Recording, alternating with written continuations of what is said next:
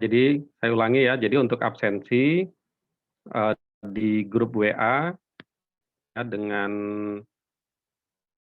sesuai dengan urutan absensi di akademik, yang hadir jauh, yang tidak hadir disilang ya, dan alasan singkat ya, sakit atau izin atau ada keperluan apa gitu ya. Nah kemudian di Google Classroom juga absensi dengan merespon eee, merespon dari absen yang saya share ya. Absen yang saya share itu eee, gitu ya, hadir dan sebutkan, mmm, nama gitu ya. Nah kemudian di Google Classroom ini, tolong namanya itu sesuai dengan absensi di akademik ya. Ya sesuai dengan absen di akademik, eee, jadi nama panggilan ya, depannya itu sesuai dengan namanya gitu. Ini siapa nih, misalnya Abdul Aziz, Ade, sesuai ya. Anas, Arfi, Anissa, Arfi, Arif, ya, Azam, Intan, Ika ini sesuai namanya nih ya, Ika Sari depannya, atau nama apa? Iya Iya, Ustadz, Ika Ustadz. Sari. Ya, Istiviani, Julia, Indah, Julia Prastia Anggun, Husnul, Lailia, Muhammad Rafiq, Muhammad Sultan, Muhammad Zaini, Nadiatul, Naufal, Nisa, Opi, Rafli, Rizky, Rizka, Sari, Datina, Sevelia, Tiara, Via. Ya, Via ini namanya ya, Via Nur Afifah ya. Oke ya, jadi ini jadi metode kuliah kita seperti ini. Yang pertama tadi masalah absensi ya. Nah, kemudian yang kedua berkaitan dengan eee, silabus ya.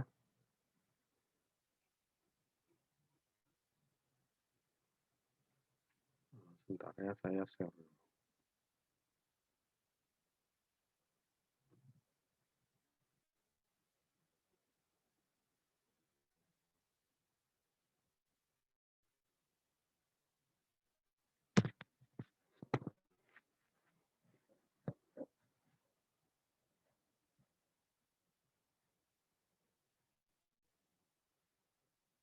Ya, ini untuk silabus akuntansi sektor publik.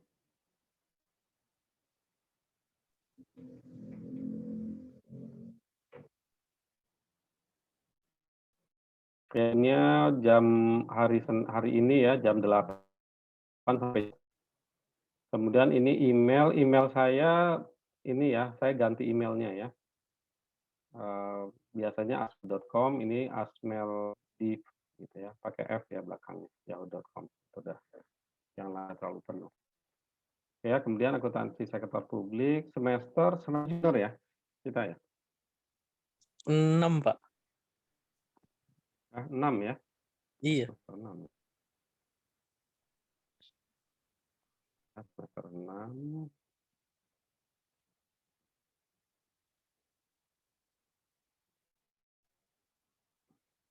Baik, ini sektor akuntansi, kemudian silabus untuk pertemuannya. Nah, nanti modelnya sama dengan sebelumnya, jadi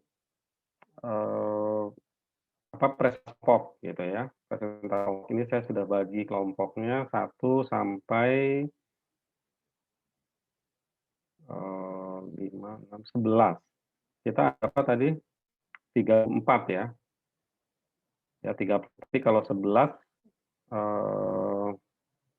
kelompok ya. 3. 3 ada satu kelompok yang 4 gitu ya, nggak apa-apa kan diatur aja. Itu kemudian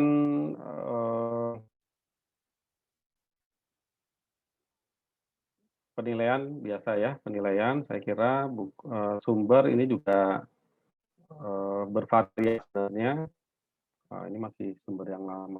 Ya silakan nanti, cari yang terbaru gitu ya, atau dari, dari online juga banyak sih sebenarnya ya untuk, sumber ya akuntansi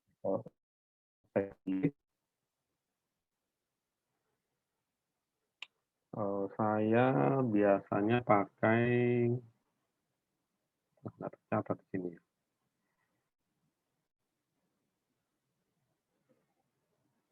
Oke, jadi, eee,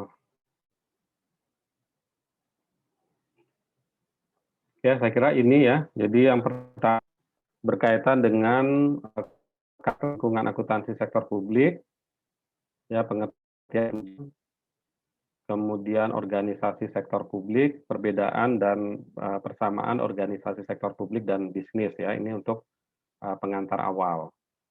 Ya, kemudian nanti untuk kelompok 10, akuntansi manajemen dan sistem pengendalian manajemen sektor publik, ya. Untuk rincian yang uraian materi ini silakan ini ya, silakan ditambah boleh gitu ya. Jadi tidak mesti terpaku sama, apa yang sudah saya tulis di sini, gitu ya. Tapi intinya, apa, judul umumnya adalah berkaitan dengan akuntansi manajemen, kemudian sistem pengendalian, manajemen sektor publik. Nah, kemudian yang kedua nanti,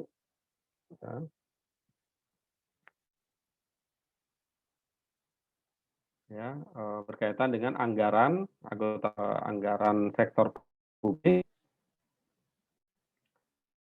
berkaitan dengan anggaran sektor publik, ya, fungsi anggaran, jenis anggaran sektor publik, proses penyusunan anggaran sektor publik, dan siklus anggaran, dalam siklus anggaran, pendekatan dalam anggaran sektor publik. Ya, kemudian teknik akuntansi sektor publik, akuntansi anggaran, akuntansi komitmen, ya, akuntansi aktual. Ya, jadi ini teknik pembukuan gitu ya, teknik pembukuannya dan metode apa gitu ya. Ya, misalnya ini akuntansi anggaran seperti apa, komitmen ya, dan akuntansi dana. Laporan keuangan sektor publik, pengertian laporan keuangan, fungsi laporan keuangan sektor publik, kemudian pemakai keuangan sektor publik, dan laporan keuangan sektor publik dan swasta atau komersial, ya, kemudian bentuk-bentuk laporan keuangan, ya. Kemudian pengukuran kinerja sektor publik, pengertian dan tujuan pengukuran, kemudian elemen pengukuran kinerja, informasi yang digunakan, indikator kinerja dan sistem pengukuran kinerja. Ya, ini sampai sebelum UTS ya. Setelah UTS ada sistem akuntansi pemerintah pusat, ya, pengantar akuntansi pemerintah pusat dan hukum tujuan, ciri klasifikasi, akuntansi keuangan daerah sebagai bagian dari manajemen keuangan daerah, keuangan negara dan ruang lingkup, kedudukan akuntansi keuangan daerah. Ya, kemudian otonomi daerah dan perimbangan keuangan pusat dan daerah, ya, pengertian dan konsep keuangan pusat dan daerah, pengelolaan keuangan daerah, akuntansi desa, ya, pemerintah desa, keuangan desa, laporan keuangan desa dan anggaran dusun, ya, yang di bawah desa ya atau anggaran desa. Kemudian akuntansi rekening-rekening gede dan laporan keuangan daerah, transaksi jenis-jenis transaksi di pemerintah daerah, akuntansi pendapatan dan kas, akuntansi belanja dan beban, akuntansi pinjaman, akuntansi ekuitas dana dan cadangan, akuntansi aset, akuntansi sisa anggaran. Ya, kemudian yang terakhir berkaitan dengan akuntansi untuk BUMD dan akuntansi untuk yayasan. Oke, nah ini adalah topik-topik yang akan kita bahas atau diskusikan di dalam mata kuliah akuntansi sektor publik ya. Jadi memang akuntansi sektor publik ini mata kuliah ini mencakup banyak ya. Jadi kalau kita lihat di sini sebenarnya ini bukan hanya akuntansi. Kita lihat di sini ya, akuntansi manajemen, gitu ya. Berarti udah masuk juga topik akuntansi manajemen. Anggaran berarti masuk juga topik manajemen keuangan, gitu ya. Ini teknik akuntansi berarti akuntansi keuangan. Keuangan publik, oke ya. Ya, masih masuk di akuntansi. Ini pengukuran kinerja ini manajemen, gitu ya. Pemerintah sistem akuntansi ini sudah sistem akuntansi, gitu ya. Akuntan keuangan daerah, kemudian otonomi, desa, ya, APBD, APBD laporan keuangan daerah, BUMD, BUMD, kemudian yayasan ya. Jadi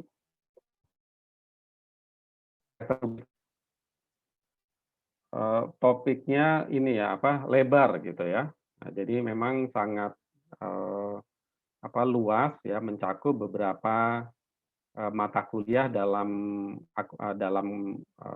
konteks komersial tadi ya, manajemen keuangan, ada akuntansi manajemen, ada manajemen gitu ya. Nah itu jadi memang mencakup banyak, tapi memang ini silabus yang standar yang digunakan oleh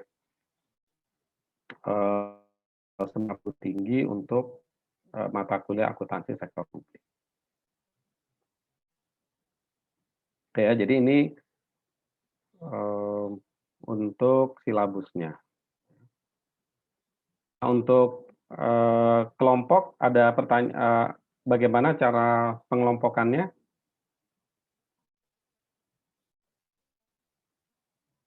Ya, nanti makalahnya tetap nanti harus dikumpulkan ya semuanya ya. Jadi tidak yang dikumpulkan menjelang presentasi ya. Jadi nanti semua harus dikumpulkan berarti sepekan lah ya kira-kira, dalam jangka waktu sepekan ini harus dikumpulkan semua materi-materinya. Kalau ada pergeseran waktu presentasi itu juga tidak ada masalah ya, karena presentasinya sudah siap. Gitu. Jadi untuk pengelompokan sendiri atau saya tentukan kelompoknya buat sendiri aja ya. Iya, Pak. Sendiri aja, Pak. Oke ya. Nah, jadi ini silakan buat 11 kelompok. Kemudian berarti ini pekan depan ya sebelum perkuliahan ya, mungkin yang kelompok 1 berarti ya harus selesai sebelum kuliah. Kelompok yang lainnya itu masih ada waktu sampai hari Senin gitu ya, Senin sampai malam gitu. Untuk yang presentasi berarti siap.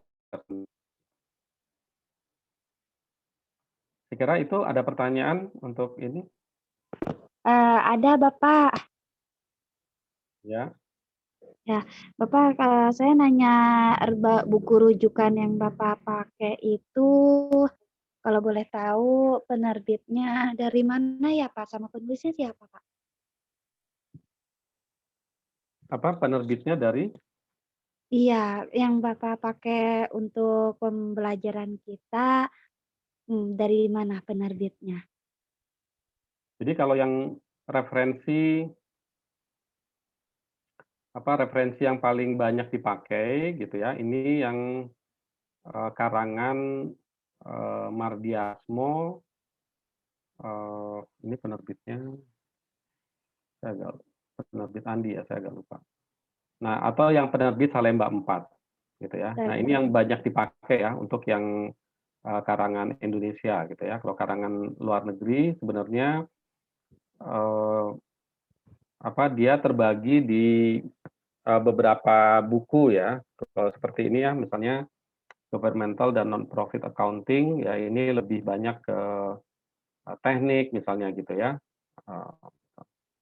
Nah ini mungkin yang agak lebih mengarah ini adalah di karangan Jones ini yang public sector accounting. Saya belum update yang terbitan terbaru ini tahun berapa gitu ya. Gitu. Tapi mungkin cari yang Indonesia saja ya, supaya nanti contoh-contohnya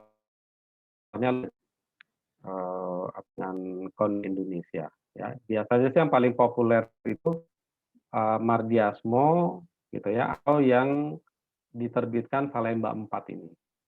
Gitu ya, itu yang paling banyak dipakai. Oh iya, makasih Bapak.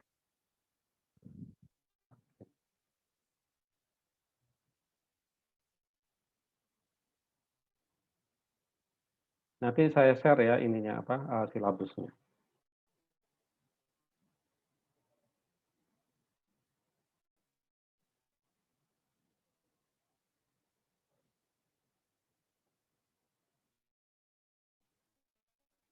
Ya, ada lagi?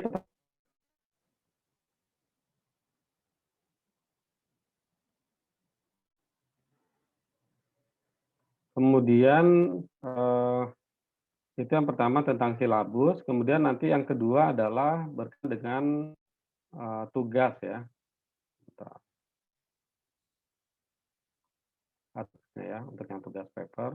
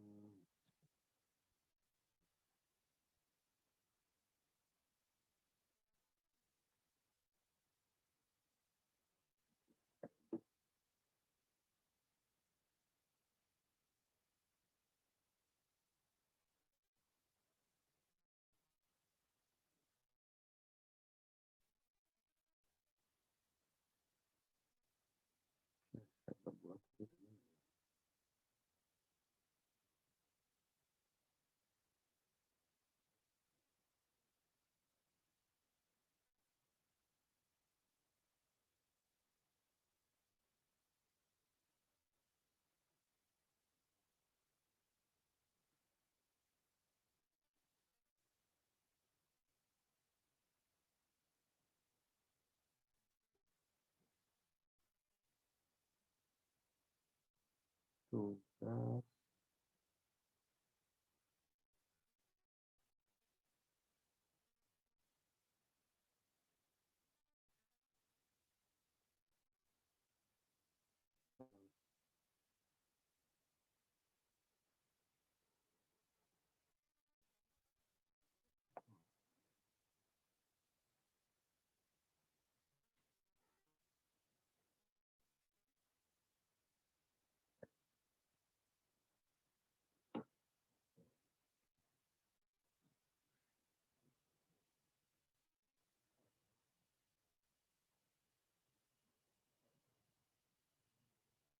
Ya, nah kemudian nanti ada saya juga akan memberikan tugas paper. Kalau yang tugas presentasi kan sudah tugas kelompok ya. Nah, nanti ini ada tugas paper.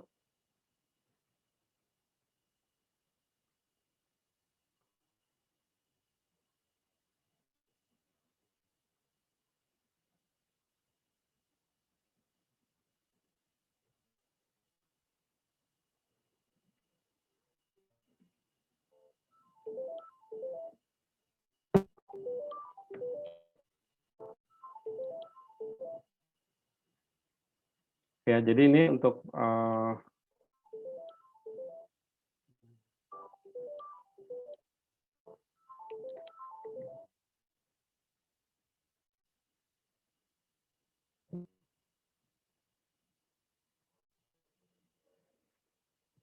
gitu ya. Jadi ini untuk penugasan paper nanti ini contoh topik ya. Jadi tidak mesti ini gitu ya. Ini harus berkaitan dengan akuntansi sektor publik. Jadi kira-kira nanti ada yang kaitannya dengan otonomi daerah, standar akuntansi pemerintah, kemudian anggaran tradisional atau NPM ini sebenarnya ada di materi. Kemudian ada akuntansi sektor publik pada organisasi pengelola zakat, ya atau zakat, wakaf gitu ya, silakan gitu ya. Zakat, wakaf atau sosial lainnya gitu ya. Kemudian ada secara umum laporan keuangan organisasi nirlaba. Ya, kemudian ada bisa juga yang berkaitan dengan perbandingan kerangka konseptual agak lebih gitu ya antara standar akuntansi publik, pemerintah, akuntansi akuntansi keuangan, ya. Kemudian standar akuntansi sektor publik lembaga pendidikan. Oh, ini sama ya. Lembaga pendidikan ya. Kemudian yang juga sedang populer sekarang gitu ya, itu adalah laporan keuangan desa gitu ya, atau standar akuntansinya ya. Karena belum ada ya. Keuangan desa. Kemudian juga yang juga sedang banyak cukup populer itu adalah misalnya sekarang ya, yang baru berkembang itu akuntansi pesan juga sudah ada, boleh diangkat untuk jadi paper gitu ya. Nah, akuntansi pesantren dan yang lainnya ya, tapi intinya yang berkaitan dengan public accounting gitu ya, akuntansi publik. Nah, kemudian ini nanti paper makalah pribadi ini tugaslah papernya dikumpul gitu ya.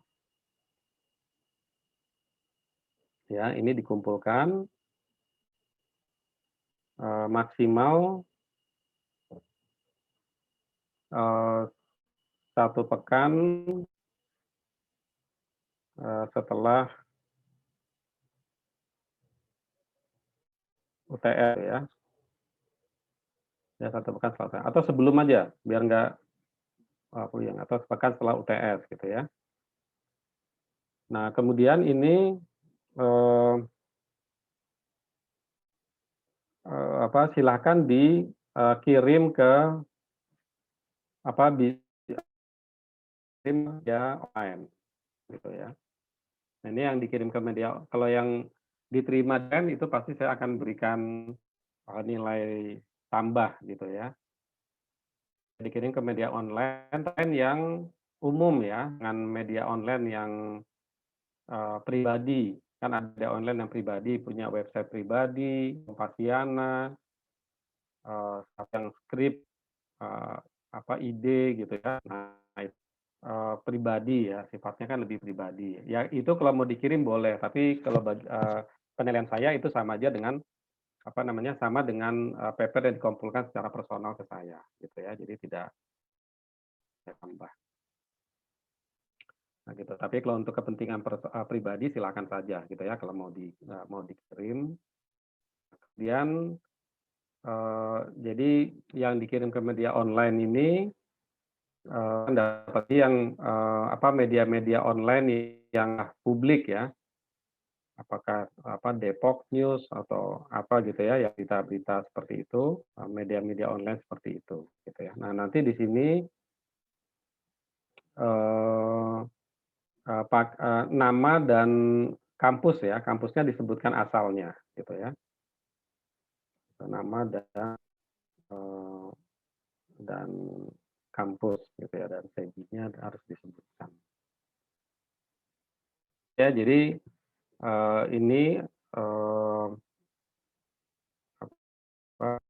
untuk penugasan gitu ya. Nah, untuk topik ini tadi ya, intinya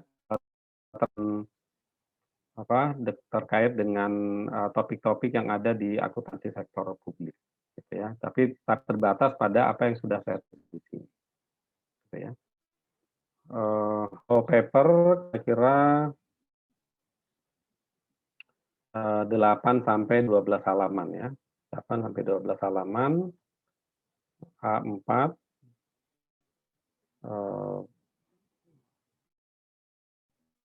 Times gitu ya. Times New Roman 12, 1,5 spasi ya. Ya, 1,5 spasi.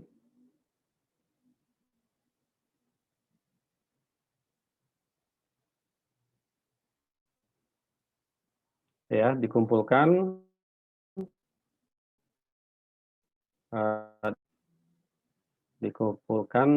by email ya, melalui email.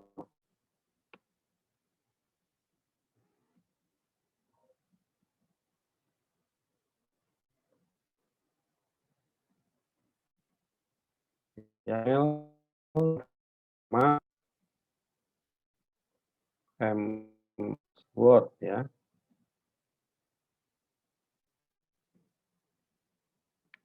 Ya, dalam format MS.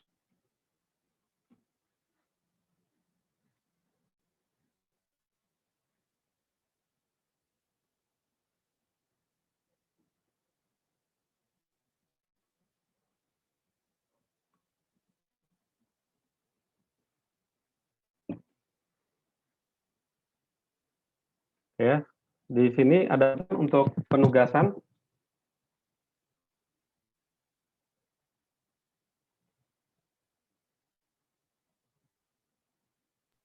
Mantap.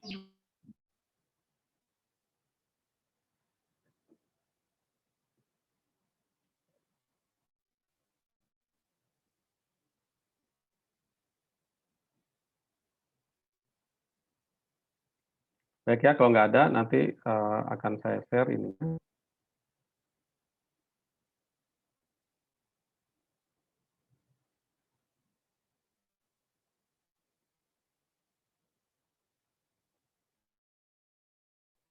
Ya, ini ada yang nanya silabus nanti saya kirim di Google Classroom.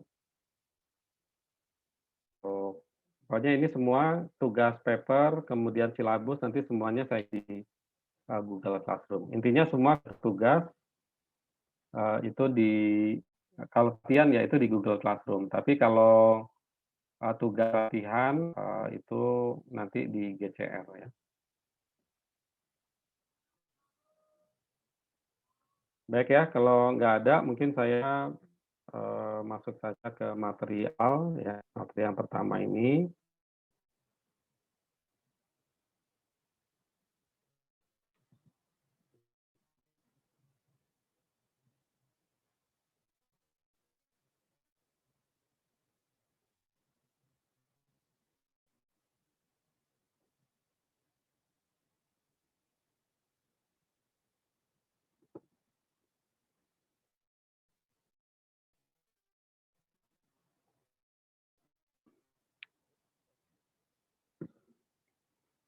Baik ya, ini akuntansi sektor publik.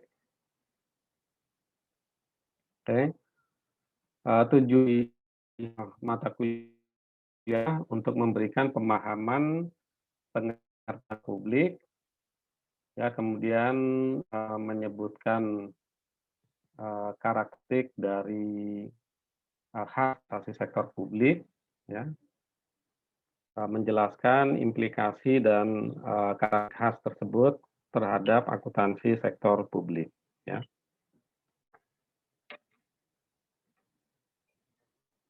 Ya.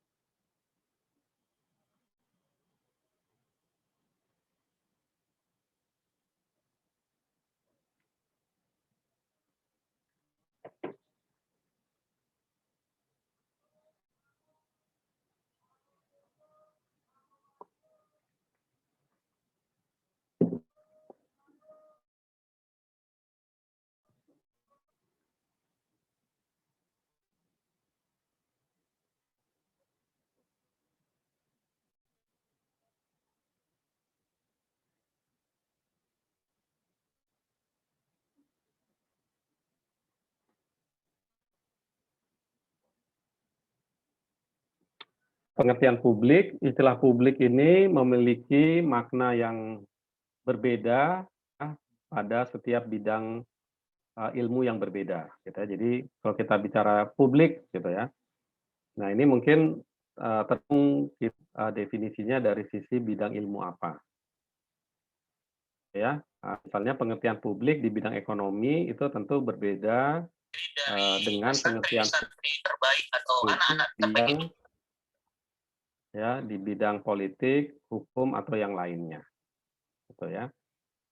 Ya, tidak mudah untuk memberikan pemahaman yang kuat terhadap pengertian dalam konteks akuntansi sektor publik, gitu ya. Publik itu kan apa ya? Misalnya apa? Ya, gitu ya. Publik misalnya, kalau kita bicara publik gitu ya, nah ini bisa kadang-kadang kita menerjemahkannya dengan umum gitu atau masyarakat gitu ya. Nah, karena publik.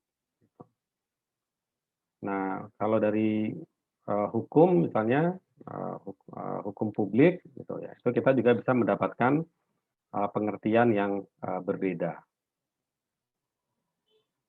Nah, kemudian persamaan sektor publik dengan sektor swasta ya merupakan bagian integral dari sistem ekonomi di suatu negara dan menggunakan sumber daya yang sama untuk mencapai tujuan organisasi. Jadi intinya ya sektor publik maupun sektor swasta ya. Nah, ini berarti kan pengertiannya sudah masuk ya. Berarti publik itu umum ya, sifat masyarakat. Sektor swasta berarti sifatnya privat. Ini konteksnya publik lawan privat. Gitu ya, privat. Publik itu berarti dimiliki negara gitu ya, maksudnya gitu ya. Sektor publik itu negara ya, nanti bisa konteksnya konteks negara, bisa juga konteksnya konteks masyarakat. Karena kalau misalnya akuntansi sektor publik ini jelas kontranya itu atau lawannya itu adalah sektor swasta. Sektor swasta itu ya privat. Kita belajar akuntansi keuangan misalnya ada PT gitu kan ya. Nah, itu kan akuntansi privat ya, dimiliki oleh swasta. Gitu. Nah, tapi seperti yayasan gitu, itu kan swasta juga gitu ya. Tapi kan dia lebih bersifat publik, milik masyarakat, gitu ya, umum gitu ya, atau bukan milik masyarakat, atau dalam bahasa kepemilikan itu dia tidak ada kepemilikan yang bisa di-attach kepada satu atau dua orang. Ya, berbeda dengan misalnya kalau dia PT, maka jelas pemilik memegang saham. Gitu ya. Tapi kalau publik ini pemiliknya masyarakat. Masyarakat pun tidak bisa ditunjuk masyarakatnya gitu ya. Kalaupun ada pengurus misalnya seperti yayasan, dia bukan memiliki gitu ya. Nah, ada juga nanti publik yang pemerintah, lembaga pemerintah. Nah, kepemilikannya pemerintah, pun juga tidak bisa personal gitu ya, tetapi kepada kelembagaan. Gitu. Pemerintah kan nanti kedaulatannya rakyat, gitu, kembali atau kepada masyarakat. Ya, nah, jadi ini konteks yang ada di dalam pemahaman kita tentang sektor publik. Nah, sekarang dalam pengertian ini berarti sektor publik ya meliputi di luar kepemilikan personal privat, gitu ya. Di luar misalnya PT yang milik personal, ya ada kepemilikan, ya secara hukum ada kepemilikannya. CV, koperasi, ya itu kan secara hukum ada kepemilikannya. Sektor publik ini berarti yang secara hukum dia tidak ada kepemilikannya, ya atau kepemilikannya itu masyarakat umum. Ya nanti diserahkan kepada siapa yang ditunjuk oleh masyarakat untuk mengelola, ya sama dengan pemerintah gitu ya. Nah, itu kan kepemilikannya masyarakat. Nah, tetapi dengan mekanisme mekanisme ketatanegaraan, nah ditunjuk pengelolanya siapa, gitu ya. Nah, ya pengelolanya siapa. Dalam melalui mekanisme yang ada dalam peraturan juga ya ketatanegaraan. Nah, jadi kedua merupakan bagian integral dari sistem ekonomi ya di suatu negara dan menggunakan sumber daya yang sama untuk mencapai tujuan organisasi. Jadi intinya pertama itu adalah bagian dari organisasi gitu ya.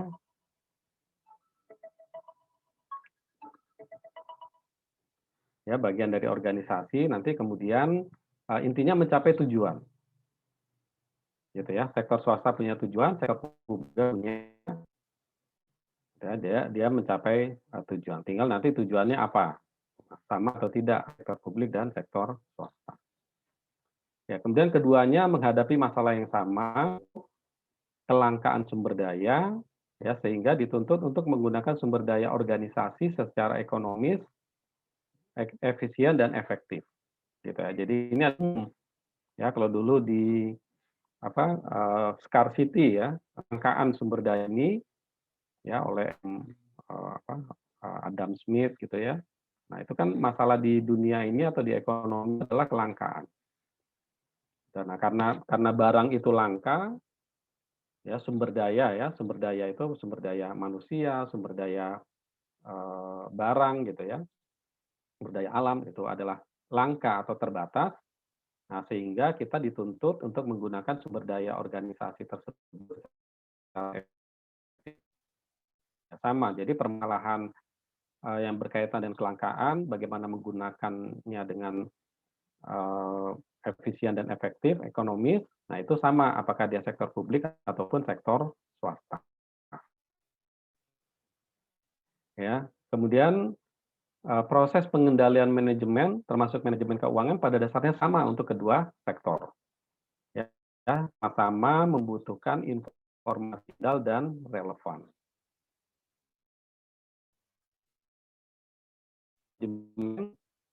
Ya, manajemen keuangan, gitu ya, pada dasarnya itu sama, ya baik di publik di sektor swasta. Gitu ya, artinya keputusan-keputusan yang ada di dalam manajemen keuangan, dalam pengendalian manajemen, gitu ya, itu sama-sama sumbernya itu ya harus yang relevan. Ya, sumbernya relevan.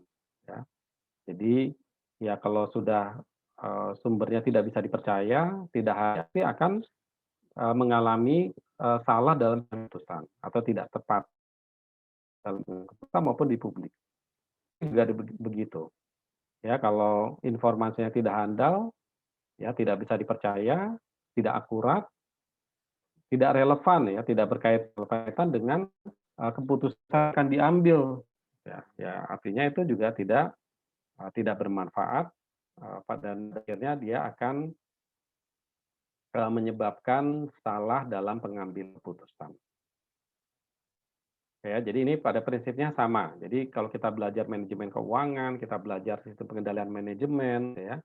Nah, itu mau di sektor swasta, mau di sektor publik, ya prinsip-prinsipnya sama. Ya, tidak ada yang spesifik. Oh, ini nggak bisa diterapkan di publik, itu tidak. Tapi mungkin ada kekhususan-kekhususan. Ya, itu sama sebenarnya di swasta pun juga untuk jenis itu dia pasti ada kekhususan. Prinsip-prinsipnya sama. Ya, prinsip-prinsipnya tetap sama. Nah, cuman secara spesifik tentu ada perbedaan apabila ada titik tertentu di dalam, ya. Kemudian kedua sektor terikat pada peraturan perundang-undangan dan ketentuan lain disyaratkan atau diisyaratkan.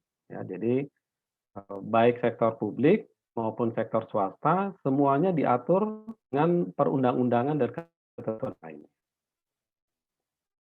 Ada ya undang-undang yang mengatur tentang sektor publik sudah ada. Undang-undang PT gitu ya. Kemudian ya undang-undang lain ya tentang pelaksanaan. Nah, itu sudah ada undang-undang di PT, koperasi gitu ya. Berkaitan dengan sektor publik ya pengelolaan negara, keuangan negara gitu ya. Yayasan gitu ya.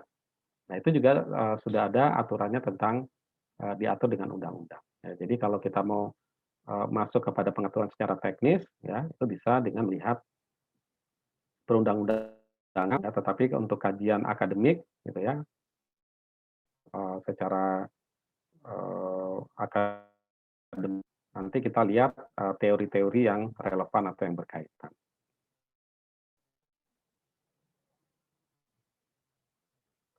Ya, nah ini kemudian perbedaan organisasi sektor dan sektor swasta, ya. tujuan, gitu ya. Jadi kalau dari sisi tujuan, misalnya publik dan sektor swasta.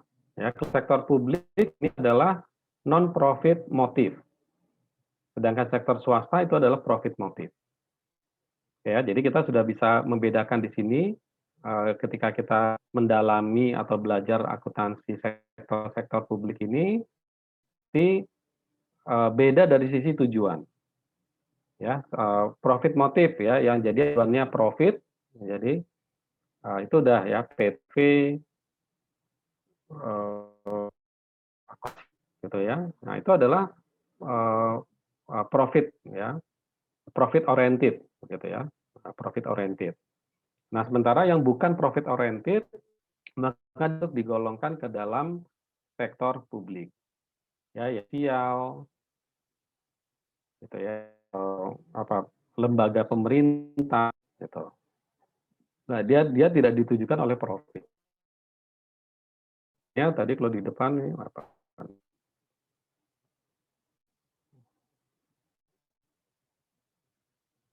Nah ini ya, yang pertama ini kan persamaannya apa? Kedua sektor merupakan bagian integral dari sistem ekonomi, serta menggunakan sumber daya yang sama untuk mencapai tujuan organisasi. Ya sama-sama punya tujuan. Ya, nah, tapi bedanya untuk publik tujuannya bukan profit, ya selain profit, sektor swasta, nah itu ya jelas dia untuk mencari profit. Gitu. Nah kalau publik, pemerintah, tujuannya apa pemerintah? Dapat laba kan tidak, tetapi tujuannya adalah pelayanan, gitu ya, pengaturan, gitu ya. Nah, jadi nanti kalau kaitannya dengan kinerja, ya diukur dengan apakah misalnya kaitannya anggaran dengan kinerja, apakah anggaran yang dibuat ini mencapai dengan tujuan yang ditetapkan. Ya, misalnya tujuan mengatur stabilitas ekonomi, misalnya gitu. Itu kan bukan tujuan profit, ya. Nah, apa yang harus dilakukan? Ya. Nah, kalau swasta kan, ya perusahaan PT didirikan untuk mendapatkan profit. Oleh pendiri dia mengharapkan ada dividen. Ya, keuntungan, mendapatkan keuntungan, kemudian dia mendapatkan dividen ya dari investor. Ya, investor mendapat dividen. Ya, jadi ini perbedaan dari sisi tujuan. Ya, tentu saja ini nanti akan mempengaruhi sisi substansinya seperti apa. Ya, misalnya gitu ya, kalau karena tujuannya profit, maka laporan kinerja ya jelas judulnya adalah laporan gitu ya, yang sekarang. Nah, itu adalah laporan laba rugi. Ya, karena di situ memang untuk melihatkan apakah perusahaannya ini mencapai tujuannya dari apa investor atau dari pemegang saham ini bahwa perusahaan ini mendapatkan laba. Itu dilihat dari laporan kinerja. Nah, sedangkan kalau sektor publik ya karena laporannya bukan laporan profit gitu ya. Atas aktivitas kinerjanya itu dia disebutkan hanya laporan aktivitas. Ya, misalnya ini yang berlaku ya di PSAK yang berlaku sekarang. Ya, laporannya adalah laporan aktivitas, penerimaan uang dan pengeluaran. Ya, kemudian harusnya nanti bisa gitu ya, apakah ini memenuhi tujuan dari organisasinya. Ya, non profitnya itu apa sih? Pelayanan, mencapai stabilitas, menyalurkan bantuan, misalnya gitu. Nah, itu terlihat kinerjanya di dalam laporan aktivitas. Ya, misalnya lembaga zakat berarti menerima zakatnya seberapa besar, kemudian disalurkannya sesuai tidak diterima itu yang sudah disalurkan, dan apakah sesuai dengan tujuan penyaluran atau sasaran penyaluran. Nah, jadi ini tujuan organik ya dari berpengaruh kepada jenis laporan keuangan nanti. Kemudian yang kedua kita lihat dari sisi sumber pendanaan. Ya. Nah kalau sektor publik ini pendanaannya dari mana? Pemerintah dapat uang dari pemerintah. Ya. pemerintah dapat dana dari pungutan pajak, pungutan retribusi, ya, pungutan utang, bukan pungutan ya, dari utang, ya, ada fee, ada sukuk, gitu ya, atau dari bagi hasil atau dividen dari BUMN BUMD, ya, penjualan aset negara, ya ini kalau kalau ada sumbangan.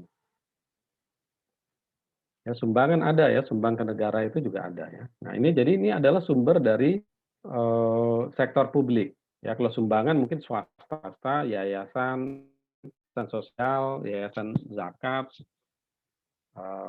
apakah itu kan masuk dalam kategori sumbangan. Ya, pemerintah juga mungkin ada ya, menerima sumbangan dari masyarakat, ya itu juga ada ya. Nah, jadi ini sumber pembiayaannya pajak, retribusi, ya, utang, obligasi, sukuk dan ya. Nah, ini adalah sumber pendanaan. Sedangkan kalau swasta sumber pendanaannya adalah modal, ya, pembiayaan dari internal, modal sendiri, modal dari laba ditahan, penjualan aset, ya, pembiayaan internal, utang bank, obligasi, penerbitan saham baru. Oke ya. Nah, jadi ini adalah sumber-sumber pendanaan ya, yang berbeda ya antara sektor publik dan sektor swasta. Kemudian pertanggungjawabannya, ya, pertanggungjawaban kepada masyarakat. Ya, jadi kalau sektor publik ini pertanggungjawabannya kepada masyarakat secara umum. Ya, kalau dia lembaga pemerintah berarti parlemen, gitu ya. Dia harus dipublikasikan, misalnya laporan keuangan kan harus publikasi ya. Laporan keuangan pemerintah harus publikasi.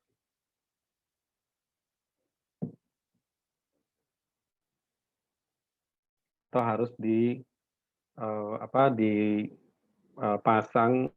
di-upload gitu ya di websitenya pemerintah daerah ya. Kalau dari Pemda kan pemerintah daerah itu wajib untuk upload laporan keuangan. Ya. Kemudian pertanggungjawaban kepada pemegang saham dan kreditor.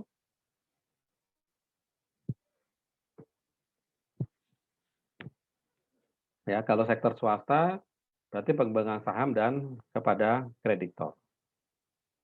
Ya, kalau misalnya kalau kita istilah kepada publik ya, kalau di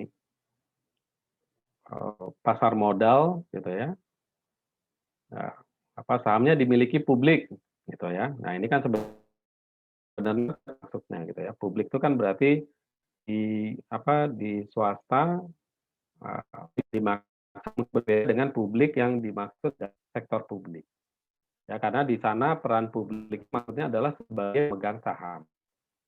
Ya, karena pemegang sahamnya bisa bertukar siapapun saja ya di masyarakat, ya maka informasikan. Punya kepentingan untuk agar sahamnya itu diminati oleh masyarakat. Ya, tapi di situ meskipun ada istilah publik, ya dia tetap ke dalam sektor swasta. Ya, karena pemilikannya privat. Ya, kemudian struktur organisasi birokratis, kaku dan hierarkis. Ya, ini kalau sektor publik ya, khususnya ya, karena memang organisasi yang besar dan organisasi yang sifatnya harus pertanggungjawabannya kan lebih luas gitu ya. Nah, jadi berdasarkan karakteristik pasti lebih birokratis. Dia lebih kaku. Ya, dan jadi bagaimanapun mau dibuat efisiensi dari dari struktur pemerintah gitu ya, tetap aja dia tidak bisa dilepaskan dari hal-hal ini. Ya mungkin berkurang gitu ya, dengan dibuat metode sebagainya mungkin bisa berkurang. Nah, tetapi tidak akan semudah sektor swasta. Fleksibel, bisa data, bisa piramid, lintas fungsional gitu ya. Nah, kalau di pemerintah nggak akan bisa. Ya, Ya, mendekati mungkin ya, tapi pasti lebih kalah dibandingkan dengan sektor swasta. Karena memang bukannya mau menyebutkan bahwa, oh ini berarti bagusan swasta dan publik, tidak gitu ya. Tapi karena memang, dia membutuhkan, pertanggungjawaban yang lebih besar dibandingkan dengan sektor swasta. Ya, karena sektor swasta kan hanya kepada pemilik. Ya, ke pemilik itu terserah maunya pemilik. Pemilik bisa jadi berbeda dengan kemauan yang lain, ya di perusahaan yang lain. Bisa jadi kalau perusahaan yang lain, wah saya butuh laporan detail, diaudit dan sebagainya. Tapi mungkin pemilik di perusahaan lain tidak perlu sedetil itu. Gitu ya. Nah, tapi kalau di sektor publik atau sektor swasta, ya ini harus memenuhi kaidah standar-standar secara umum. Jadi harus yang selengkap mungkin. Gitu ya, harus yang seideal ya, yang seideal mungkin gitu.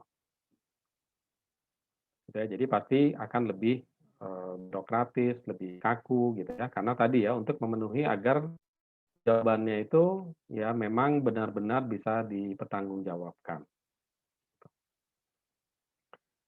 Kemudian karakteristik anggarannya ini terbuka untuk umum. Gitu ya, terbuka ya, seperti anggaran pemerintah di DPR itu dibahasnya terbuka. Ya, di DPR, di DPRD itu dibahas terbuka, artinya masih akses. Ya, tetapi kalau swasta ya tidak gitu ya. Masyarakat tidak punya ada kewajiban ya untuk sektor swasta itu mempublikasikan kepada kepada masyarakat. Ya, paling yang punya kewajiban itu adalah kalau dia sudah go gitu ya, sudah dimiliki masyarakat, nah itu otoritas otoritas pasar modal itu mewajibkan untuk laporan keuangannya dibuka, gitu ya. Tapi itu pun laporan keuangan ya, bukan gitu ya sebenarnya ya. Kalau anggaran kan tetap tidak dibuka. Tapi kalau publik anggaran aja sudah dibuka. Untuk apa? Untuk apa itu sudah dibuka. Oke ya, kemudian anggaran stunting, accrual planting. Ya, ini sebenarnya cash ya, bisa juga accrual ya. Jadi tidak mesti cash gitu ya. Misalnya gitu, atau campuran. Nah, kalau sektor swasta umumnya sudah accrual. Ya, karena juga standar akuntansi secara umum basisnya adalah basis accrual. Ya. Nah, yang masih meng-cash itu biasa sektor publik ya, kas basis ya, basis kas. Ya, itu perbedaan sektor publik dan sektor swasta.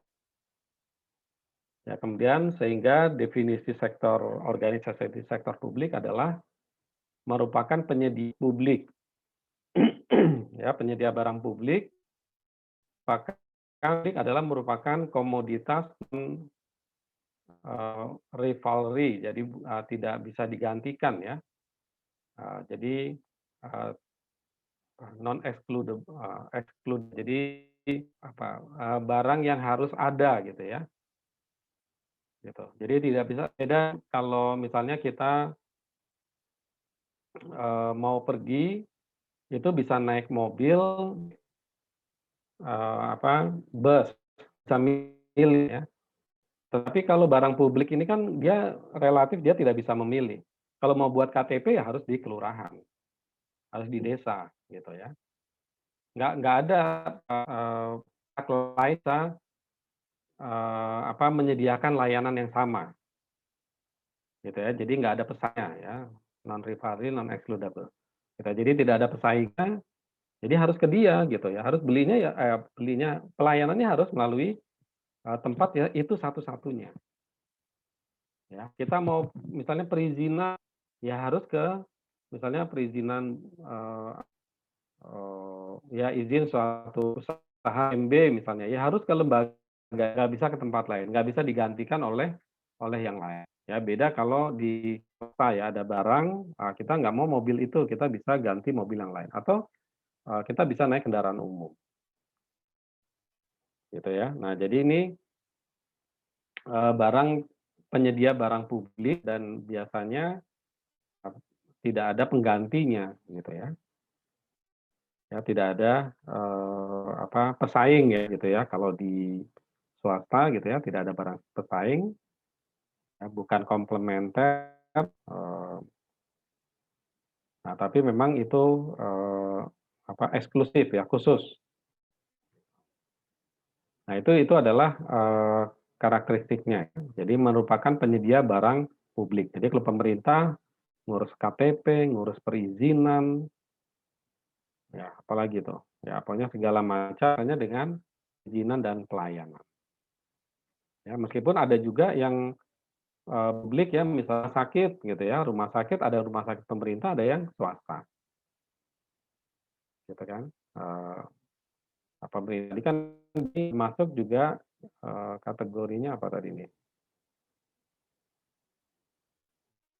Ini ya, sektor publik ada BUMD ya, karena kenapa? Karena oleh pemerintah. Tentu ini juga agak berbeda sedikit ya dalam hal BUMN, BUMD ya agak sedikit berbeda dengan yang full sektor publik. Ya kalau seperti BUMN atau BUMD mungkin atau tujuan yang sifatnya non profit ya, tapi juga ada tujuan yang sifatnya profit. Nah, mungkin ada yang full profit, ada yang profit plus dengan misi gitu ya. Ada misi tertentu seperti misalnya Pertamina gitu kan. Tentu kan dia punya misi yang berkaitan dengan sumber daya alam. Ya, tapi dibuat dengan bentuk BUMN. Ya, kemudian diperlukan dalam rekayasa struktur sosial ya menjembatani masyarakat di struktur ekonomi tertentu untuk memperbaikkan ekonomi. Adalah sektor publik ya untuk melakukan rekayasa sosial. Ya, jadi misalnya berkaitan dengan perumahan gitu ya. Nah, perumahan ini kalau misalnya pemerintah tidak masuk ke dalam sektor publik di bidang perumahan ya, maka nanti sektor swasta pengennya hanya membangun rumah-rumah yang mewah dan mahal saja. Ya, untungnya lebih besar. Ya gitu ya. Nah, tetapi kemudian pemerintah membuat kewajiban membuat rumah mewah harus juga menjual rumah murah. Nah, ini kan berarti ada rekayasa sosial dari pemerintah. Gitu ya, sehingga masyarakat yang mempunyai ekonomi tertentu yang sulit dalam ekonomi atau ekonomi rendah itu mempunyai terbantu kekuatan ekonominya oleh kebijakan pemerintah. Ya. Jadi seperti itu ya. Kalau contohnya tadi rumah mewah ya udah pasti ada yang beli untung gitu ya. Labanya signifikan atau besar. Kalau jual yang murah mungkin pemerintah developer swasta mungkin tidak berminat gitu ya. Masyarakat nggak sanggup untuk membuatlah rekayasa sosial. Misalnya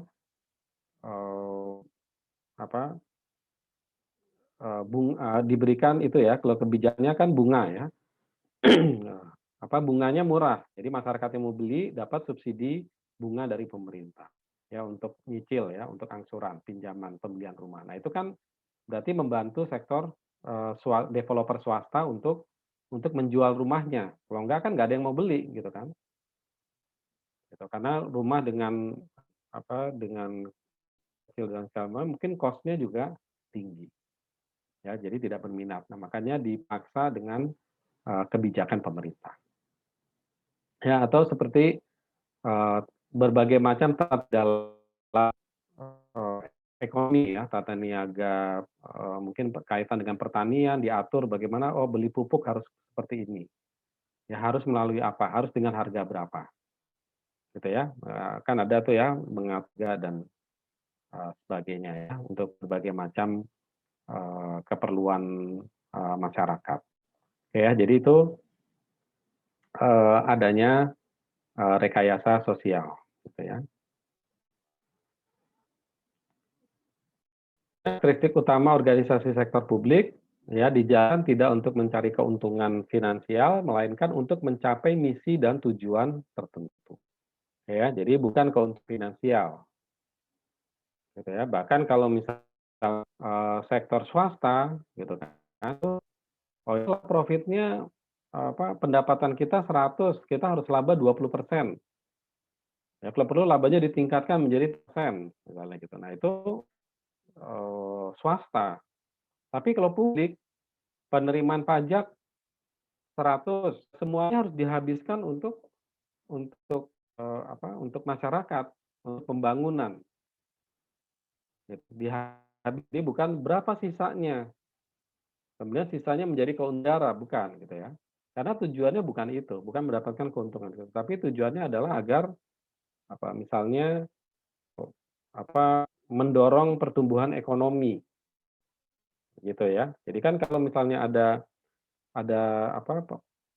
seperti misalnya eh, pemerintah adanya THR misalnya gitu. Nah, itu berarti ada pengeluaran lebih besar. Nah, itu teori ekonominya itu bisa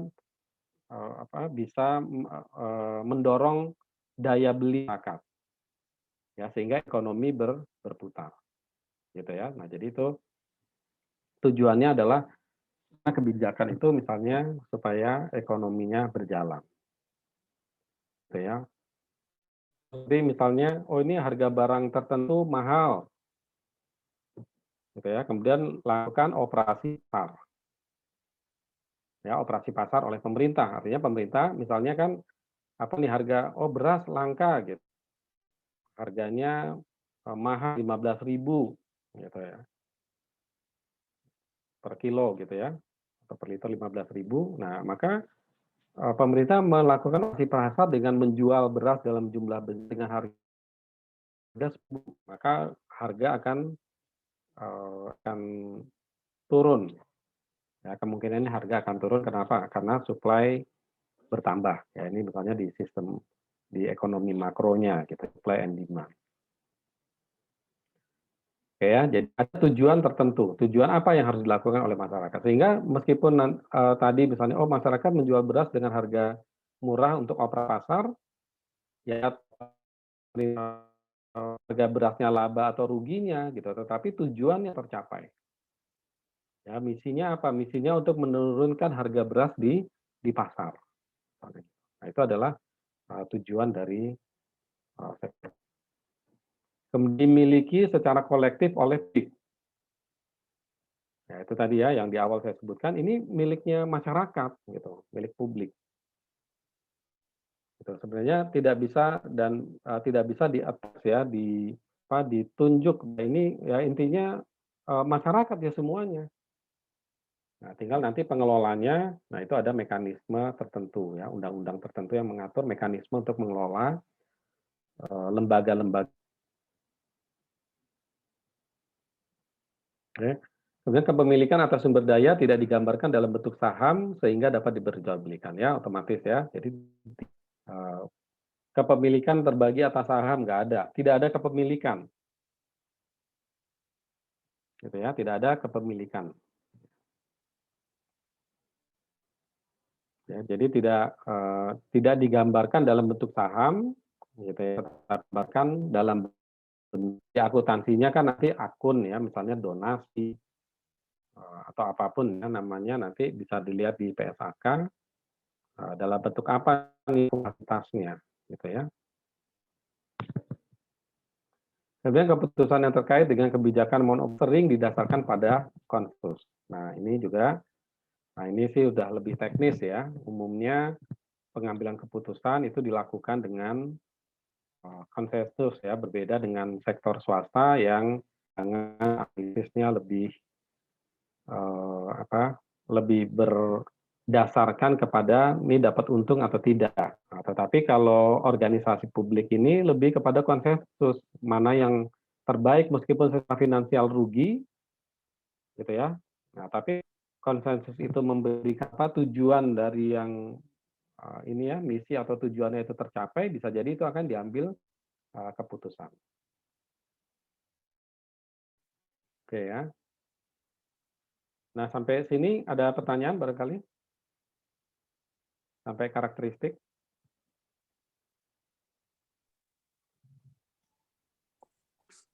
Tidak, Pak. Bapak, boleh nanya satu hal? Boleh. Boleh.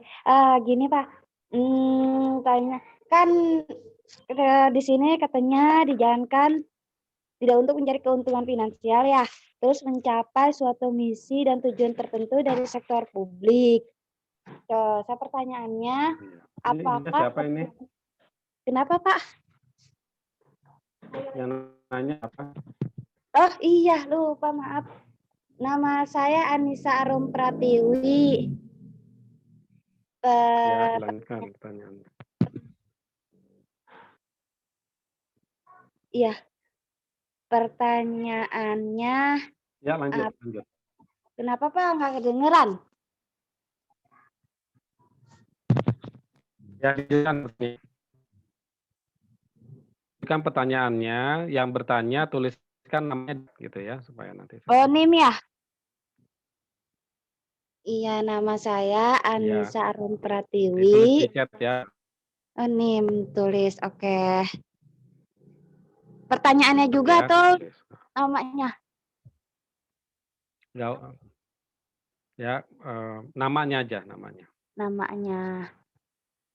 Namanya, pertanyaannya lisan nggak apa-apa. Iya, Pak. Ya, dilanjutkan, silakan.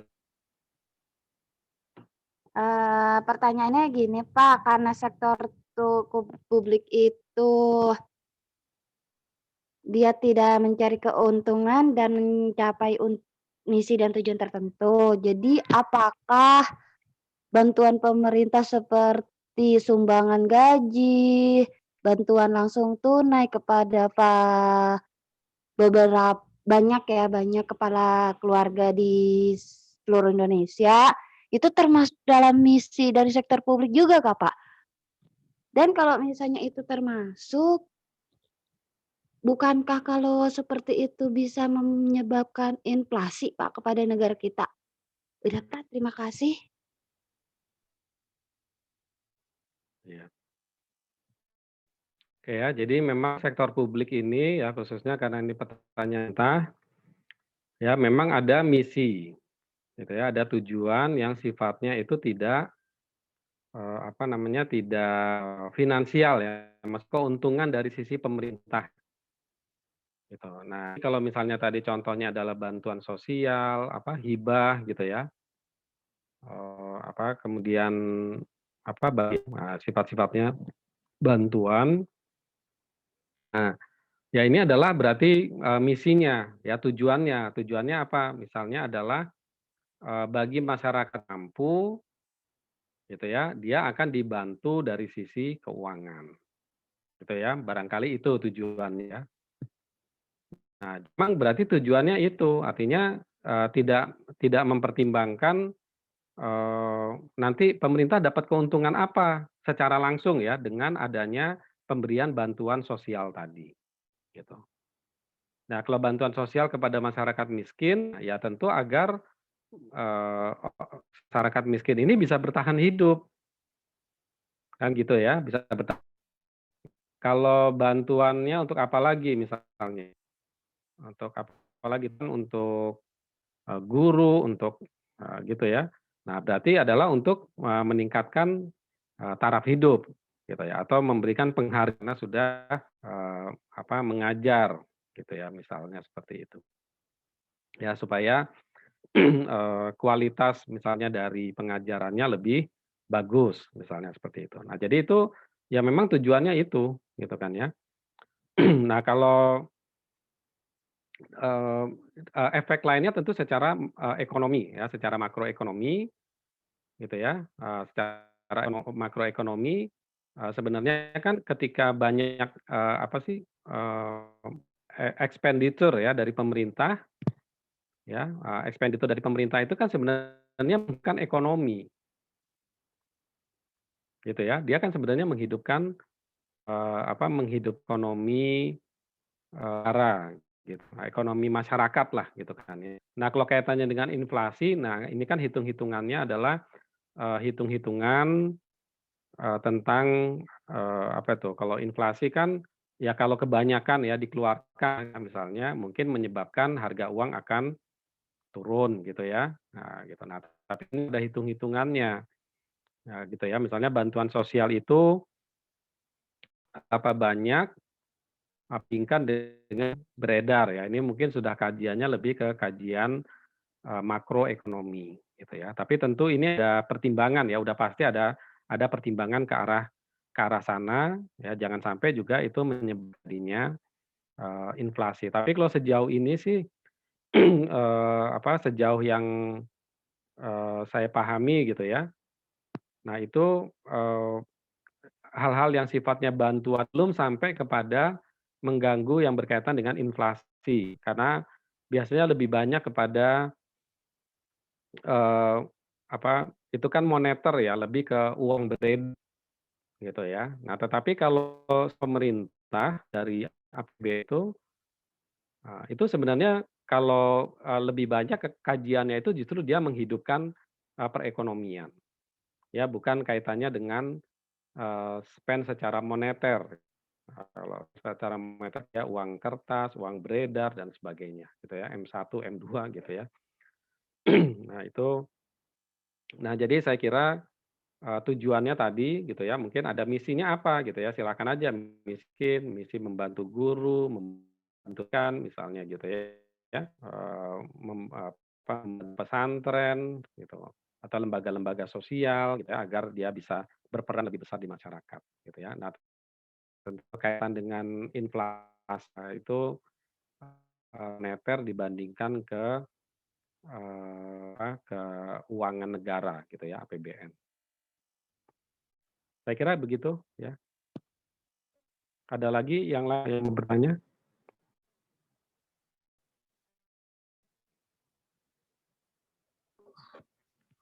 Tidak, Pak. Ya, kalau nggak ada saya lanjutkan dulu. Sekarang udah jam berapa? Oh, belum sampai ya kita ya. Baik ya, jadi ini karakteristik utama organisasi sektor publik. Kemudian yang selanjutnya adalah jenis organisasi sektor publik. Nah, ini apa saja yang termasuk dalam kategori sektor publik? Ya, yang pertama itu yang terbesar adalah instansi pemerintah. Ya, ini yang yang masuk dalam kategori sektor publik. Terdiri dari pemerintah pusat, ya ini ada kan gitu ya, lembaga, badan negara, ya badan yang lain. Kemudian ada pemerintah daerah, ya pemerintah daerah ada ya sekarang yang lebih otonom ya. Ya kalau pemerintah daerah nanti ada dinas-dinas, ya dinas atau badan ya di tingkat.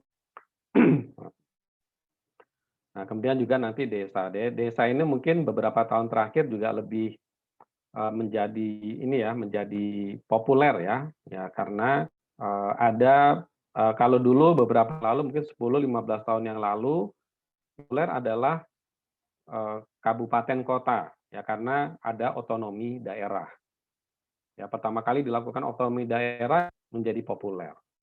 Karena dia punya punya wewenang, perizinan banyak ada di tingkat atau kabupaten. Sekarang mungkin beberapa tahun terakhir adalah desa, ya karena desa nanti ada anggaran khusus untuk desa dari pusat ke desa. Disediakan oleh misalnya kan desa misalnya disediakan oleh kota kabupaten, kabupaten lah ya. Kalau kota kan sudah tidak ada desa. Oleh kabupaten. Nah, itu tergantung kabupatennya. Nah, langsung anggarannya dari APBN, gitu ya, untuk pembangunan pada level yang paling level pemerintahan yang paling rendah, yaitu adalah level kelurahan. Dananya langsung dari ini sehingga desa itu lahan ini menjadi populer. Ya, populer dalam pengertian menjadi perhatian ya. Jadi perhatian banyak ke sana, riset-riset banyak ke sana. Ya, mungkin kalau tugas-tugas paper coba explore ya, kalau bisa mengeksplor yang berkaitan dengan desa, otonomi di desa ini, nah ini mungkin juga bagus ya, karena itu yang, tren sekarang. Oke, jadi itu instansi pemerintah. Dan ada organisasi nirlaba milik pemerintah, ya, perguruan tinggi, rumah sakit, badan layanan umum. Oke ya, ini kalau badan layanan umum ini formatnya ya, formatnya ini masukannya itu badan layanan umum ya, isinya bisa rumah sakit, bisa perguruan tinggi, gitu ya. Nah ini tapi, legalitas badan hukumnya disebut dengan, layanan umum. Nah ini juga seperti setengah, pemerintah gitu ya, karena anggaran pemerintah gitu ya. Nah tapi pengelolaannya agak sedikit, sedikit, otonom gitu ya. Nah beda dengan organisasi yang lain itu, ini di sini harusnya ada, kalau BUMN itu termasuk organisasi, laba atau nirlaba ya, itu bisa bercampur ya. Nah, BUMN memenuhi ketentuan-ketentuan di dalam aturan-aturan, PT ya, kalau dia berbentuk PT. Oke ya, jadi ini organisasi pemerintah, bisa instansi pemerintah sendiri, ada organisasi yang dimiliki oleh pemerintah. Kemudian ada organisasi nirlaba swasta, gitu ya, ada yayasan, ada sekolah, ya, perguruan tinggi swasta, kemudian rumah sakit, swasta, berbentuk rumah sakit. Ya, jadi ini adalah masuk di dalam sektor publik, ya, walaupun misalnya ada, kalau sekarang ini misalnya rumah sakit, ya, hampir, banyak rumah sakit itu sekarang bentuk perseroan terbatas nggak masuk lagi kategori sektor publik, gitu ya. Walaupun ya mungkin dari sisi pelayanannya masih ada gitu ya, tapi mungkin sudah campur lah ya. Tapi tetap biasa seperti rumah itu ya, itu masih masih dia harus di program-program pemerintah. Ya ada kewajiban-kewajiban untuk melaksanakan program pemerintah. Nah, tetapi internal dia sudah mempertimbangkan, profit loss. Ya ini PT-nya harus profit. Ya bisa kalaupun dia menjalankan misi pemerintah, ya misi pemerintahnya juga keseluruhan adalah profit, perusahaan ya bagi PT yang rumah sakit. Ya misalnya rumah sakit menjalankan program BPJS. Nah, itu kan ada program, ada sisipan program dari pemerintah. Tapi kan BPJS di guna nasional. Nah, operasionalnya itu juga harus, meskipun itu dari pelayanan terhadap BPJS, ya bagi perusahaan dia harus menguntungkan. Ya, uang yang diterima dari kan BPJS-nya kan kan pemerintah dengan, menggratiskan, bagi rumah sakit, masyarakat miskinnya gratis atau masyarakat peserta BPJS-nya gratis, itu di rumah sakit itu dia nggak bayar, tetapi rumah sakit dapatkan penggantian dari, pemerintah bentuk, dana BPJS. Tentu saja itu harus ada hitung-hitungan, supaya dia tidak, terlalu biayanya dibandingkan dana yang diterima dari ya, tetap dia sebenarnya adalah profit gitu ya, tapi mungkin tetap dia harus, menjalankan tugas-tugas dari, pemerintah ya. Nah demikian juga perguruan tinggi, sekolah gitu ya, ini kan juga ada, pertimbangan gitu ya, ada, sekolah, misalnya gitu ya, dia harus, eee, sifatnya secara umum nirlaba, dia harus memenuhi pelayanan dari sisi pendidikan, gitu. Tapi kan juga pemerintah banyak juga membantu lembaga-lembaga, pendidik, ya, karena umumnya memang itu tidak, kalau nggak mahal banget gitu ya, nah, tidak akan sanggup untuk menutup operasi karena biasanya ada, sarana dan prasarana yang, sangat mahal, ya, atau membutuhkan biaya.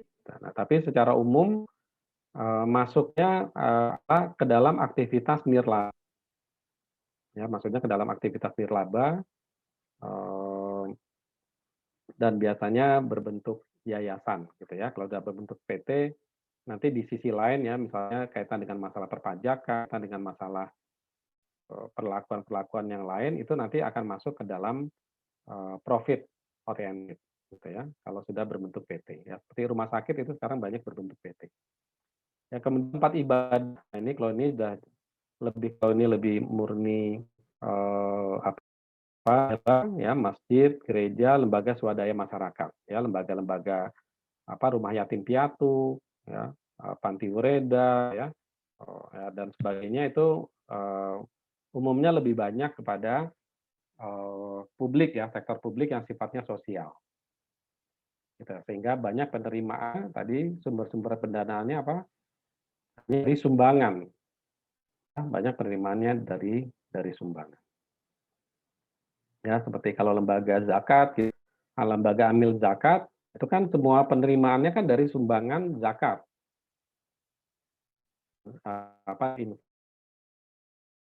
Dari pemerintah itu maaf dari masyarakat gitu ya. Nah, itu masuk ke dalam lembaga swadaya masyarakat. Oke, kemudian nah ini contoh-contohnya ya, ini lembaga pemerintah ya, istana, masjid, ya, rumah sakit, ya, kantor pemerintah, ini lembaga sosial, ya, bantuan sosial, ya, ini instansi pemerintah. Ya, saya kira itu, ini BUMN ya, ada juga BUMN. Ya, jadi ini contoh-contoh dari lembaga sosial. Kemudian value of money organisasi sektor publik. Ya, ya kalau di manajemen keuangan kan time value of money gitu ya, nilai waktu dari uang. Kalau syariah value time of money gitu ya. Nah sekarang kalau di Toros value of money merupakan konsep pengelolaan organisasi sektor publik yang mendasarkan pada 3 elemen utama, yaitu ekonomi, ya ekonomis ya maksudnya, efisiensi, efektivitas. Ya, ekonomis artinya pemerolehan dengan kualitas tertentu, harga terendah. Ya, jadi ekonomis ya, ekonomis itu ya murah gitu ya, yang paling murah. Ya, jadi makanya di sini definisinya kualitas tertentu yang harganya paling murah. Gitu ya. Tidak mesti kemarin waktu di manajemen keuangan juga sudah belajar seperti itu ya. Dengan kualitas tertentu, tapi mana harganya yang paling ekonomis. Gitu ya. Jadi harus memenuhi konsep ini, gitu ya. Kemudian efisiensi pencapaian output yang maksimum input tertentu. Nah, ini kalau efisiensi lebih kepada proses. Lebih kepada proses, ya, kalau kami lebih kepada pada perolehan input. Nah, kalau efisiensi proses ya, bagaimana proses efisiensi outputnya ini maksimum dengan standar input tertentu. Ya, kalau kita punya barang 10, ya, barang input tadi bisa berapa? Ya, kalau dia bisa ada satu pihak ya, si A menghasilkan inputan 10 menghasilkan 2, si B inputan 10 menghasilkan 15. Nah, si A ini lebih efisien.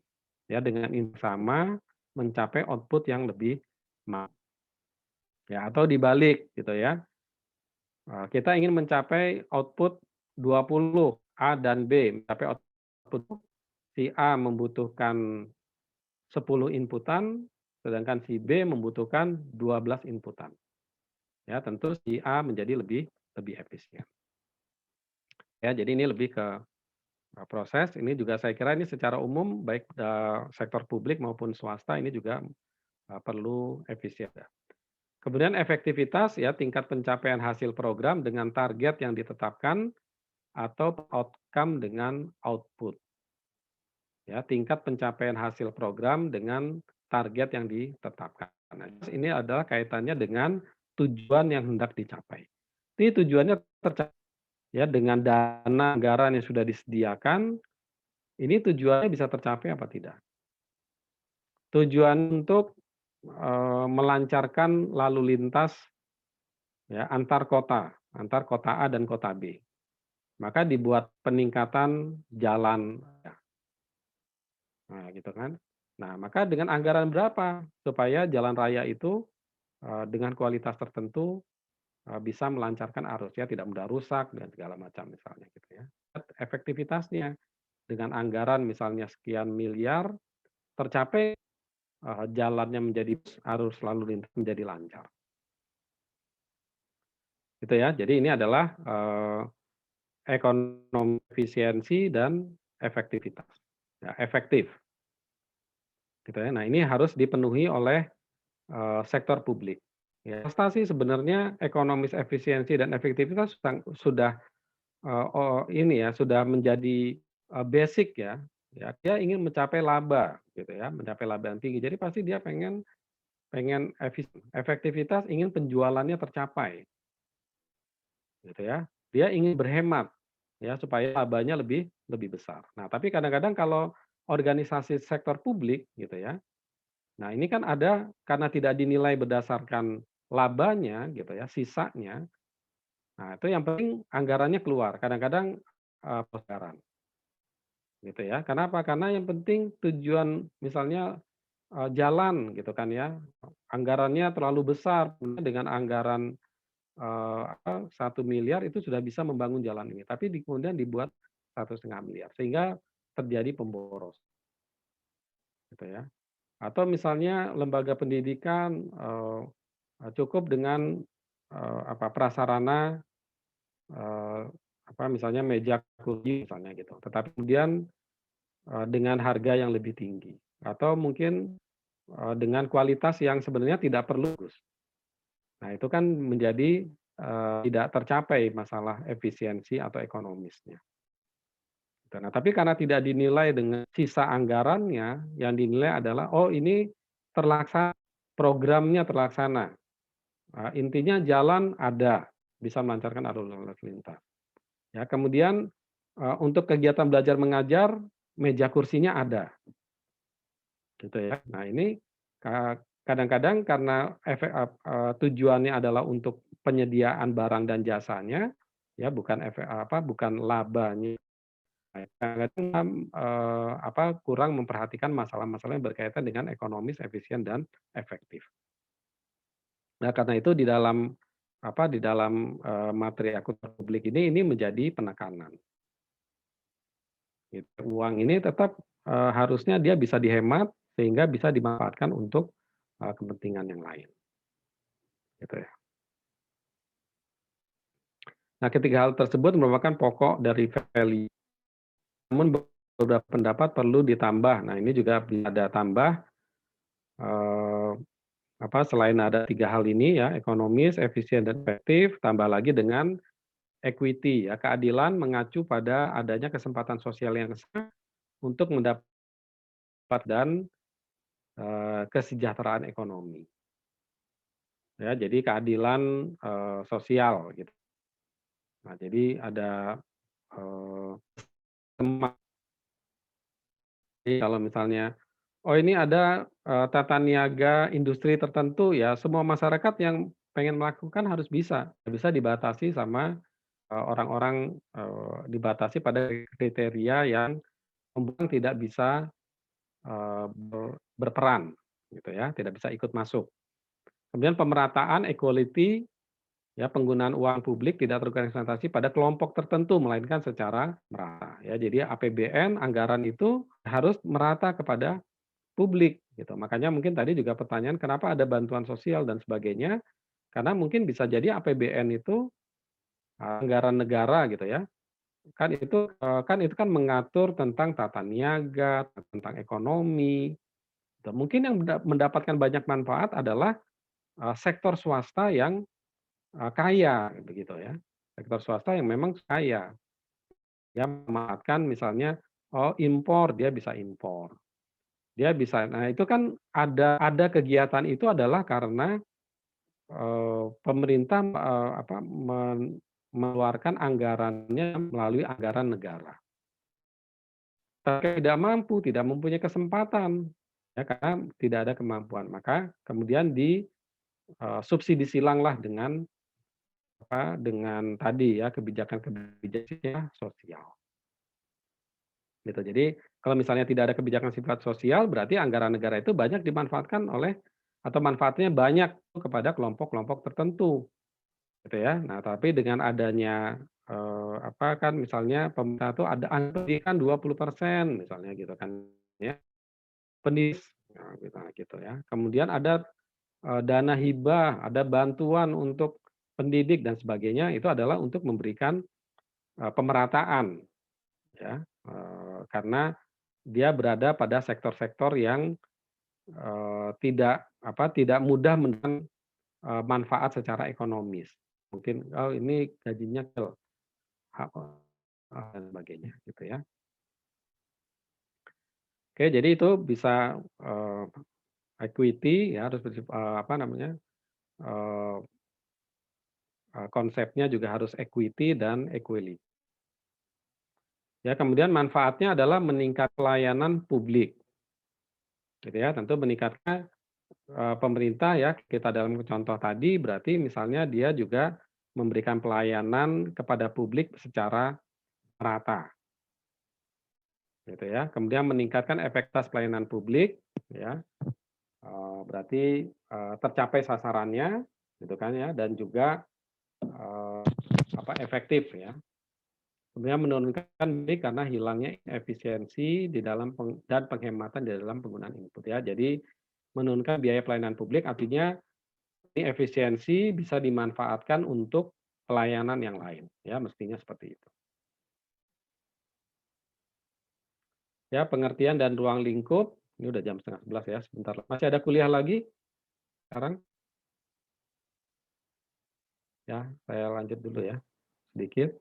Publik memiliki kaitan yang erat dengan penerapan dan perlakuan akuntansi pada Oke ya, jadi ini nanti kayak pengertian ruang lingkup ini dengan akuntansinya.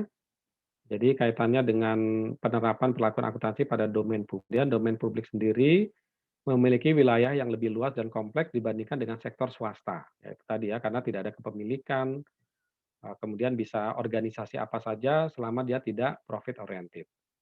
Ya, keluas tidak hanya disebabkan luasnya jenis dan bentuk organisasi, akan tetapi juga karena kompleksnya lingkungan yang mempengaruhi lembaga publik. Jadi ada badan pemerintah, ya karena orang yang berkepentingan pasti lebih banyak dibandingkan swasta. Gitu ya, masyarakat pengen tahu, lembaga pengawas pengen tahu, apa pengen tahu semua gitu ya. Jadi stakeholder-nya lebih rumit, ya lebih banyak biasanya. Ya, domain publik, badan pemerintah, BUMN, yayasan, organisasi politik, SM, universitas, organisasi non laba lainnya. Publik memiliki pengertian bermacam-macam dari sudut pandang ekonomi, ya dipahami sebagai entitas yang aktivitasnya berhubungan dengan usaha untuk menghasilkan barang dan pelayanan publik, ya dalam rangka memenuhi kebutuhan publik. Gitu ya. Jadi tadi kan KTP, nah itu pelayanan publik. Perizinan, gitu ya, pelayanan publik. Oke, kemudian beberapa tugas dan fungsi sektor publik dapat juga dilakukan oleh sektor swasta, komunikasi, penerimaan pajak, pendidikan, dan transaksi publik, tapi biasanya ini pasti tetap akan diawasi atau diatur oleh pemerintah gitu ya. Nah, tidak bebas gitu ya. Nah, pun beberapa proses publik yang tidak bisa digantikan, ya birokrasi ini yang nggak bisa kalau transportasi bisa digantikan, tapi biasanya ada izin dari pemerintah. Ya, diatur oleh pemerintah, izin trayek, sebagainya ya, persyaratan gitu. Ya. Jadi birokrasi nggak bisa digantikan. Ya konsekuensinya akuntansi dalam beberapa hal berbeda dengan swasta. Ya. Oke ya, kemudian sifatnya akuntansi merupakan aktivitas yang memiliki tujuan mencapai hasil tertentu dan hasil tersebut harus memberikan manfaat. Ya, dalam beberapa hal akuntansi sektor publik berbeda dengan sektor swasta. Perbedaan sifat dan tersebut disebabkan karena perbedaan lingkungan yang mempengaruhi ya. Jadi environment-nya, lingkungannya sudah berbeda ya. Tadi kalau sektor privat kan lebih kepada dominasi pemegang saham. Tapi kalau publik ya banyak pihak. Jadi yang mempengaruhi lingkungan yang mempengaruhi sektor publik ya, faktor ekonomi, faktor politik, geografi. Ya, dia ada posisi ada di mana, budayanya, putusan politik dan berkaitan dengan faktor ekonomi. Ya, faktor ekonomi, inflasi, tenaga kerja ya, saya kira ini ya faktor politik, hubungan masyarakat, legitimasi pemerintah, ya misalnya undang-undang zakat, ya organisasi gitu ya, pemungutan zakat. Nah ini kan berpengaruh di sisi politik ya, karena dibuat oleh politik ya DPR dan pemerintahnya tentu. Oke, kemudian kultur, ya ini juga berkaitan dengan budaya, sistem nilai di masyarakat, historis, ya tingkat pendidikan masyarakat. Nah, ini sangat demografi, struktur usia penduduk, tingkat kesehatan, pertumbuhan penduduk dan sebagainya ya ini sangat berpengaruh. Oh, ternyata masih banyak ya. Kemudian akuntansi sektor publik, ini tujuan ya dari akuntansi organisasi sektor publik adalah memberikan informasi yang diperlukan untuk mengelola secara tepat, efisien dan suatu operasi alokasi sumber daya yang dipercayakan kepada organisasi. Oke ya, jadi ini sebenarnya relatif hampir sama dengan organisasi swasta ya. Nah, tapi ini karena tujuannya ya, manajemen kontrolnya mungkin lebih berbeda. Kalau accountability sama. Inginkan manajer melaporkan pelaksanaan tanggung jawab pengelola secara tepat dan efektif program dan penggunaan sumber daya yang menjadi wewenangnya dan memungkinkan bagi pegawai pemerintah untuk melaporkan kepada publik atas hasil operasi pemerintah dan penggunaan dana publik. Ya, jadi ini tetap ya harus ada pertanggungjawabannya dari dari pemerintah atau siapapun organisasi publiknya. Ya, karena itu memang akuntabilitas ya, pelaporan dana dari pemerintah ya atau akuntansi sektor publik lainnya ini juga perlu kejelasan di dalam peraturan ya, sudah akuntansi pemerintah segala macam itu sudah sangat berkembang sekarang. Oke ya, nah ini saya kira hampir sama mencatat, mengklasifikasikan, melaporkan kejadian transaksi ekonomi. Cuman bedanya objeknya ya, objeknya adalah sektor publik. Oke, ini sejarah sih saya kira nanti bisa dibaca. Ya, akuntansi sektor publik di Indonesia nanti juga ya undang-undangnya kalau kaitan dengan keuangan negara. Ya, jadi sejak lama memang menggunakan sistem Hindia Belanda dan baru tahun 2000 ini kali keuangan negara itu berubah ya menjadi undang-undang. Ya, sebelumnya masih menggunakan peraturan pemerintah yang terakhir kelihatannya dibandingkan perundang-undangan yang lain. Ya.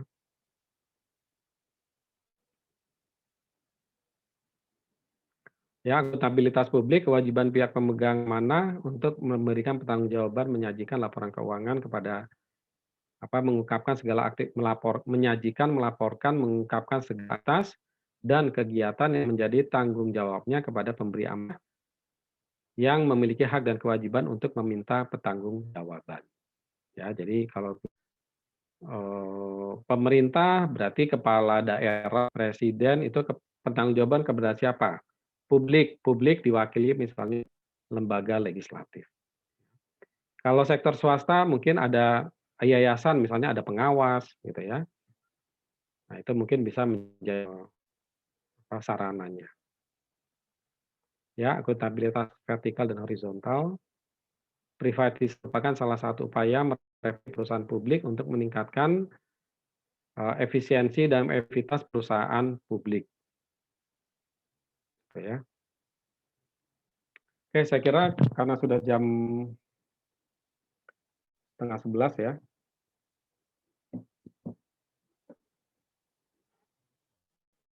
Udah mau habis juga ya. Otonomi daerah yang paling penting nanti sebenarnya ada sendiri ya kayak materi tentang otonomi daerah. Ya, nanti bisa dieksplor di sana. Kemudian good public governance.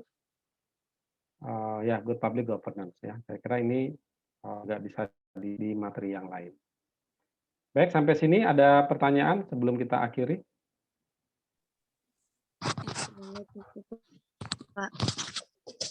Ya.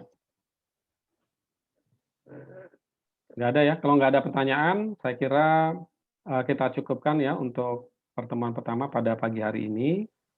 Jadi nanti tolong absensinya di grup WA ya, tetap tersusun sesuai dengan urutan absensi, gitu ya. Kemudian tugas presentasi. Ya, jadi kelompoknya tolong dilaporkan ke saya atau di-share ke grup. Kemudian nanti presentasinya di email ke email yang sudah saya sebutkan tadi. Gitu ya, saya kira itu. Kalau tidak ada pertanyaan lagi, saya cukupkan saja untuk pertemuan kita pada pagi hari ini. Alhamdulillah cukup, Pak. Baik ya. Ya, saya cukupkan ya. Saya tutup ya dengan membaca hamdalah dan doa kafaratul majelis ya. Alhamdulillahirabbil alamin. Baik. Assalamualaikum warahmatullahi wabarakatuh. Waalaikumsalam Terima kasih Ustaz. Silakan oleh ya. Terima kasih Ustaz. kasih, Pak.